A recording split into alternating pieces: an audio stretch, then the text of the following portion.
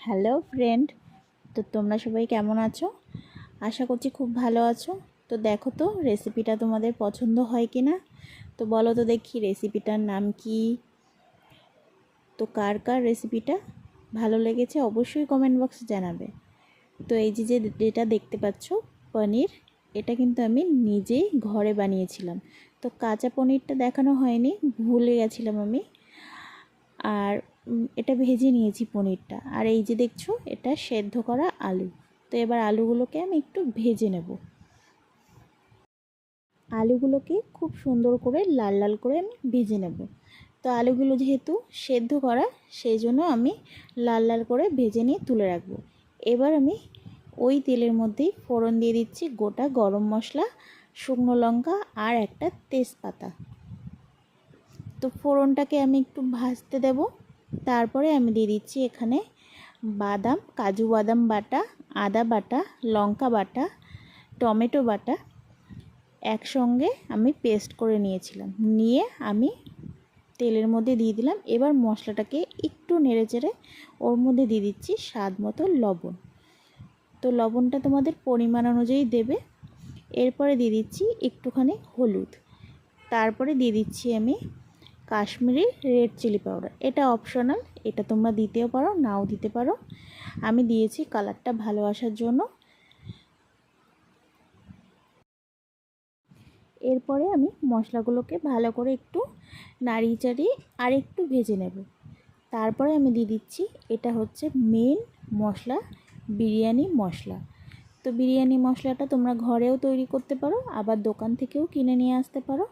তো এটা কিন্তু আমার দোকান থেকে রেডিমেড কেনাই। তো তোমরা ঘরে তৈরি করলেও সেটার সেন্ট আলাদা হবে, সেটা আরও খেতে বেশি ভালো হবে। তো আমি ঘরেও মাঝে মাঝে তৈরি করে নিই। তো আমি সব মশলাগুলোকে ভালো করে দেখছো মানে তেল ছাড়া পর্যন্ত আমি ভালো করে কষিয়ে নিলাম। কষিয়ে নিয়ে আমি যে পনিরগুলো ভেজে রেখেছিলাম সেগুলো আমি দিয়ে দিলাম ওর মধ্যে। তো এবার পনিরগুলো দিয়ে আমি একটু নেড়ে চেড়ে নেব, ভালো করে মিশিয়ে নেব। তো পনিরগুলো মশলার সঙ্গে ভালো করে কষাতে কষাতে একটা জিনিস বলে রাখি তোমাদের, এটা কিন্তু একদমই নিরামিষ পদ্ধতি। মানে এটা তোমরা অনেক সময় ভোগে রান্না কি দেবে অনেক সময় ভেবে পাও না। তো এই রান্নাটা কিন্তু করে তোমরা ভোগেও দিতে পারো, একদম নিরামিষ রান্না। এরপরে পনিরের সঙ্গে মশলাটা ভালো করে কষানো হয়ে গেছে। তারপরে আমি দিয়ে দিলাম 1 কাপ মতন জল। তো জলটা কিন্তু বেশি পরিমাণে দেবেন না, তাহলে কিন্তু বেশি মানে পাতলা হয়ে যাবে, তাহলে কিন্তু এটা খেতে ভালো লাগবে না। একদম গ্রেভি গ্রেভি হবে, তাহলেই সুন্দর হবে।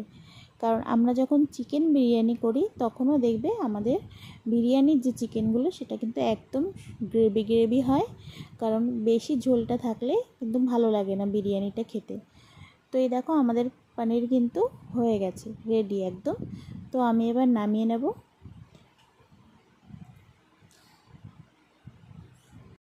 তো তোমাদের আরেকটা কথা বলি, তোমরা কিন্তু এই পনিরের মধ্যে দইও দিতে পারো। আমার ঘরে দইটা ছিল না, সেজন্য আমি দিইনি। তো এই দেখো সব কিছু নিয়ে আমি একসঙ্গে করে নিয়ে বসে পড়েছি নিচে, কারণ আমার টেবিলে ঠিকঠাক হচ্ছিল না। তো আমি নিচে বসে পড়েছি সব কিছু নিয়ে। তো একটা পাত্রে আমি দেখো ঘি মাখিয়ে নিচ্ছি। তো ঘিটা আমি তলায় একটুখানি ভালো করে হাত দিয়ে চারি সাইডে আমি মাখিয়ে নেব। তো এটা কিন্তু একদমই তোমরা স্কিপ করবে না, কারণ ঘিটা দিলে মানে আলাদাই একটা টেস্ট লাগে খেতে। তো আমি আরেকটা পাত্রে আমার ভাত করা ছিল। তো এখানে আরেকটা কথা বলে দিই, আমি যে ভাতটা আমি দিচ্ছি রাইসটা, সেটা কিন্তু আমার বাড়ির, যেটা আমি মানে প্রতিদিনের যে ভাতটা খাই সেই ভাতের চাল দিয়েই কিন্তু আমি আজকে বিরিয়ানিটা করেছি। তো এটা কিন্তু বাসমতি রাইস দিয়ে আমি করিনি। তো তোমরা দেখে হয়তো বুঝতে পারবে চালগুলো অনেক ছোট ছোট, কারণ এটা জিরে কাঠি চাল, এটা বাসমতি রাইস না। তো তবুও কিন্তু খেতে সুন্দর হয়েছিল, খুবই সুন্দর হয়েছিল। তো তোমরা যে কোনো চাল দিয়েও মাঝে সাঝে ঘরোয়া পদ্ধতিতে করে খেতে পারো। তো আমি দেখো কথা বলতে বলতে আমার এদিকে লেয়ারগুলো কিন্তু বানানো হয়ে গেল।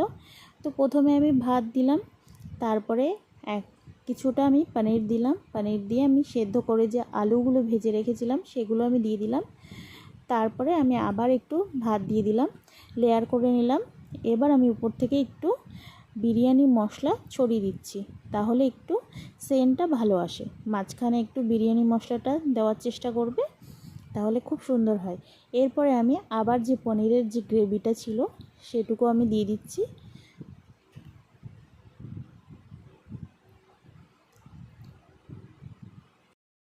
তো সেম ওরকমভাবেই আমি আবার লেয়ারটা তৈরি করে নিচ্ছি। তো সেইভাবে দেখো আমি আলুটাও দিয়ে দিলাম। এবার আমি বাকি যে ভাতগুলো ছিল সেগুলো আমি পুরোটা দিয়ে দিচ্ছি, একদম কভার করে দিলাম।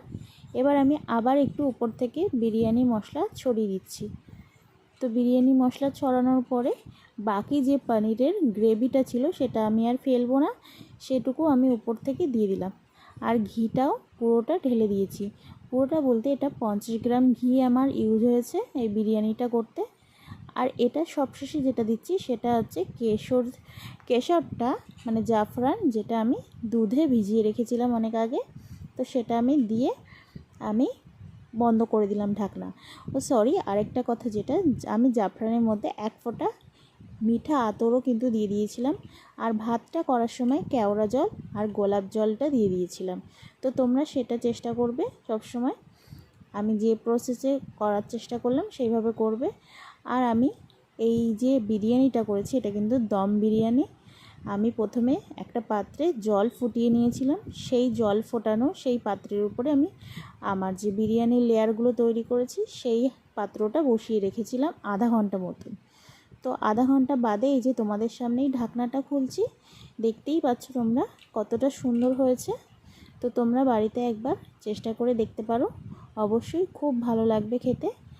এবং মাঝে মাঝে যখনই বিরিয়ানি খেতে মন চাইবে তখনই এরকমভাবে কিন্তু করে তোমরা বাড়িতে কিন্তু সবাইকে অবাক করে দিতে পারো। তো তোমাদের এই রেসিপিটা কেমন লাগলো অবশ্যই কিন্তু জানাতে কিন্তু ভুলবে না। আর তোমরা যদি কেউ নতুন বন্ধু হয়ে থাকো, যারা নতুন আমার ভিডিওটা দেখছো, তারা অবশ্যই আমার পাশে থেকো, আমাকে সাপোর্ট করো, ফলো করে রেখো। এবং পারলে যদি ভিডিওটা খুব ভালো লাগে তোমাদের, তাহলে পারলে একটা শেয়ার করে দিও। ধন্যবাদ।